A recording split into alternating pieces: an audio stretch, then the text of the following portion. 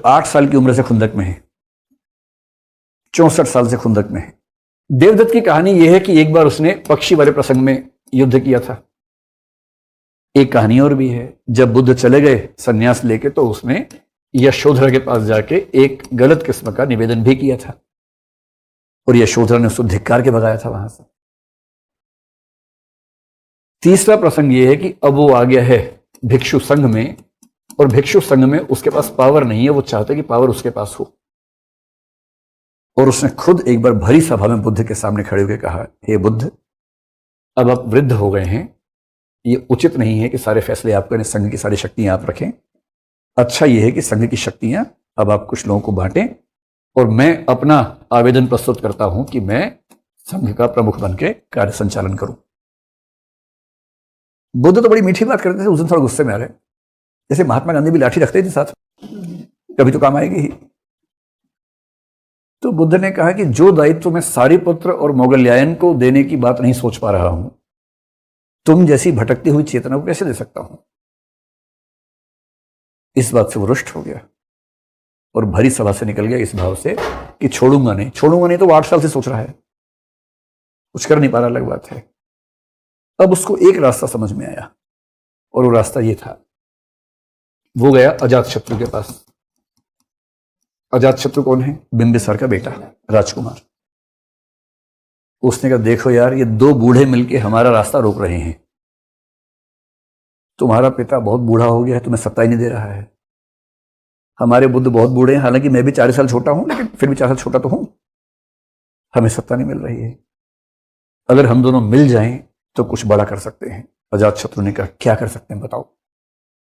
बोले, कुछ नहीं, तुम अपने पिता की हत्या कर दो और तुम बन जाओगे राजा। जब तुम राजा बन जाओगे, सेना तुम्हारी हो जाएगी, तुम्हारी सेना के साथ मिलकर मैं बुद्ध की हत्या करवा दूंगा, बिहार मेरा हो जाएगा। जब सत्ता और धर्म दोनों हमारे होंगे तो हमसे बड़ा कौन होगा? अजातशत्रु था तो मोटी बुद्धि का, पर यह बात समझ में आ गई उसको, ये बात तो ठीक कह रहे हो। तो मैं ऐसा करता हूं, मैं अपने पिताजी की हत्या करता हूं। तो वो अपने पिताजी की हत्या करने के लिए रात को, जब उसके पिताजी सो रहे थे, यानी कि बिंबिसार सो रहा था, उनके शिविर में हथियार लेके घुसा मारने के लिए। उसको पता नहीं था कि राजा राजा होते हैं, उनके सोने के भी तरीके होते हैं। जब राजा सोता है ना, उसके बहुत विश्वसनीय लोग आसपास रहते हैं हथियार लेके हमेशा 24 घंटे। और जैसे ही वो हमला करने पहुंचा, उसको वहां पर लोगों ने पकड़ लिया, अरेस्ट कर लिया, और बिंबिसार के सामने अजातशत्रु पेश हुआ है कि राजा की हत्या करने के अभियोग में मुकदमा चलेगा। अब ऐसे में कोई भी राजा होता आमतौर पर बेटे को मार देता, खत्म करता। राजा लोग तो ऐसा करते ही हैं, कौन सी बड़ी बात है कि जो चाकू तुम लाए थे मेरे लिए वही तुम पे चलाए थे, 1 मिनट तो लगता है। पर बिंबिसार जो था वो था बुद्ध का शिष्य, और उसने हिंसा करनी सीखी नहीं थी। तो बिंबिसार ने कहा कि बेटा, अगर तुम्हें राजा बनने का इतना ही शौक था, मुझसे वैसे ही कह देते। ये राजकाज ऐसी कौन सी चीज है जिसके लिए हत्या करने की जरूरत है? बिंबिसार ने घोषणा कर दी कि मैं राजपद से संन्यास ले रहा हूं, अजातशत्रु राजा होगा। बोले, लो तुम राजा बन जाओ, इसके लिए हत्या क्या करनी है? और मैं तुम्हें मार दूंगी सत्ता के लिए। तुम मेरे बेटे हो, सत्ता वैसे ही मिलनी है, अभी नहीं तो 2 साल में मिल जाती, 4 साल में मिल जाती, मर जाता, अभी ले लो सत्ता, क्या दिक्कत है? अजातशत्रु को बना दिया राजा। और अजातशत्रु ने अपने बाप को गिरफ्तार किया और भूख प्यास से तड़पा तड़पा के मार डाला। तो बाप इतने भोले मत बनना कि बिंबिसार हो जाओ, और बेटा बेटी इतने गंदे मत बनना कि अजातशत्रु हो जाओ। जो बाप आराम से मार सकता था उसको, उसने सत्ता दी कि चलो तुम संभालो सत्ता।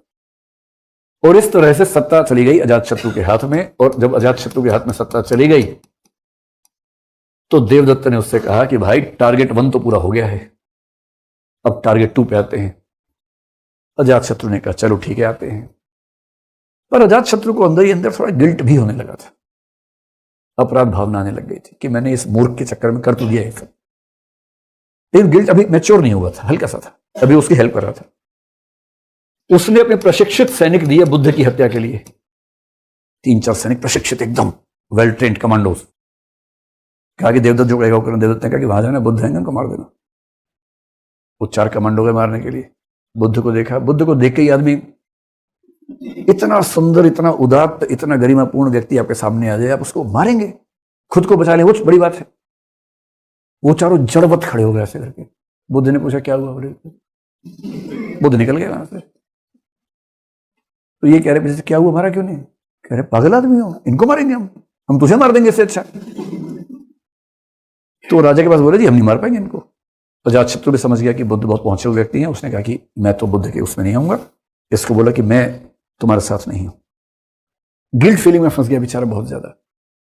और तब अजातशत्रु ने एक व्यक्ति की सहायता ली जिसका नाम है जीवक। ये नाम बहुत प्रसिद्ध है, जीवक। एक अनाथ बच्चा था और जीवक की परवरिश की थी राजकुमार ने। तो जीवक कमार बच्च कहते हैं इसको।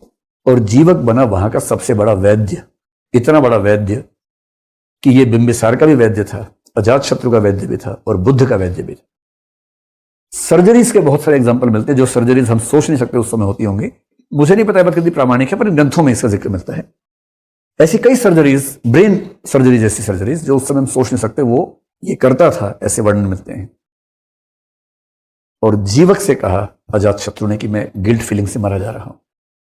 एक तो मैंने अपने पिता की हत्या करी, दूसरा बुद्ध की हत्या के प्रयास में भागीदार हुआ। तब जीवक अजातशत्रु को लेके गया बुद्ध से मिलवाने के लिए। बुद्ध ने उसको माफ किया। उसके बाद जाके वो थोड़ा सा बेहतर इंसान बनना शुरू हुआ। और देवदत्त तो देवदत्त है। जब सैनिकों ने मना कर दिया तो देवदत्त ने 2 बार खुद हत्या का प्रयास किया। एक बार बुद्ध एक पहाड़ी के नीचे के हिस्से में खड़े थे, पहाड़ के ऊपर से बड़ा सा पत्थर उड़का दिया उनकी तरफ। संयोग से पत्थर थोड़ा सा दूसरी साइड में जाके टकराया और टूट के बुद्ध को लगा। बुद्ध के पैर से खून वून आया पर जान बच गई। दूसरी बात, एक हाथी था, पागल हाथी। उस पागल हाथी को छुड़वा दिया बुद्ध के सामने। पर संयोग से शायद हाथी को भी बुद्ध को देख के लगा हो कि ये ऐसा व्यक्ति नहीं किसको मारना। भाई पशुओं में तो चेतना होती है, समझदारी होती है ना, किस पे हमला करना है किस पे नहीं करना है। उसने भी हमला नहीं किया बुद्ध पर। और ये बात सबको पता लग गई। अब ना राजा उसके साथ है अजातशत्रु, ना बुद्ध उसके साथ हैं। उसने 1-2 बार सोचा कि मैं कौशल नरेश प्रसेनजीत से मिलूं, पर मुलाकात नहीं हुई। 1-2 बार सोचा कि मिलकर माफी मांगूं, पर मुलाकात नहीं हुई। और अंत में उसकी मौत हो गई, मुलाकात हुई नहीं। और इस तरह से बहुत ही दुर्भाग्यपूर्ण तरीके से उसकी मृत्यु हुई। अब ये बुद्ध का लगभग 80वां साल आ गया है। इस साल बुद्ध की मौत होगी और कई लोगों की मौत लाइन से होने वाली है। सारिपुत्र को बुद्ध बोलते थे कि वो धम्म के सेनापति हैं। कभी आपसे कोई पूछ ले कि धम्म का सेनापति किसको कहा जाता है, तो वो सारिपुत्र का नाम है। क्योंकि ये तर्क इतने अच्छे देते थे कि अगर किसी के सामने धम्म को इन्होंने एक्सप्लेन कर दिया तो धम्म नहीं मानने का सवाल ही पैदा नहीं होता। इतने अच्छे तर्क देते थे। सारिपुत्र खुद इनके पास आए जब बुद्ध श्रावस्ती में थे और कहा कि मैं आपसे अंतिम भेंट के लिए आया हूं। साथ में 400-500 उनके शिष्य थे। बुद्ध ने कहा क्या हुआ? अरे मुझे ये बात समझ में आ गई है कि मेरा परिनिर्वाण का मतलब बहुत परंपरा में होता है जब देह खत्म होती है। निर्वाण जीते जी मिल सकता है, लेकिन जब शरीर खत्म होता है उस निर्वाण को बोलते हैं परिनिर्वाण।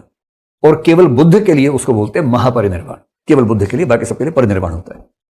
तो इन्होंने कहा कि मेरा परिनिर्वाण का वक्त आ गया है। तो बुद्ध ने कहा कि क्या कोई स्थान चुना है आपने? बोले देखिए मैं मगध में पैदा हुआ था। मगध में जो मेरा गांव था उसमें जो घर था वो घर आज भी वैसा का वैसा है। मेरी दिली इच्छा है कि मैं उस घर में ही अपने प्राण त्यागूं। बुद्ध ने कहा कितनी अच्छी बात।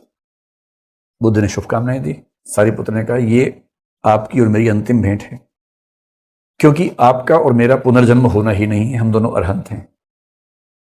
तो ये इस पूरे संसार के चक्र में हमारी आपकी अंतिम भेंट है। आशीर्वाद लिया। बुद्ध ने कृतज्ञता ज्ञापित की। वो मुड़ा और बिना पीछे देखे सीधा आगे बढ़ा, क्योंकि मुड़ के देखने से फिर हौसला कमजोर हो जाता है कई बार। बुद्ध ने भिक्षुओं से कहा कि आप इनके साथ जाएं और इनका ध्यान रखें। वो सब गए मगध में, से गांव में। कुछ दिन वहां रह के सारिपुत्र ने अपना जीवन त्याग किया। बुद्ध को खबर मिली। ठीक उसी समय खबर मिली कि मोगलयान की हत्या कर दी गई है। और मोगलयान की हत्या भी मगध में ही हुई।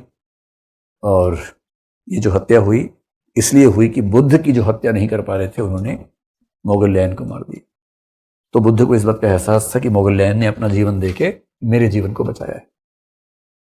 उसके कुछ दिन के बाद वो श्रावस्ती में थे।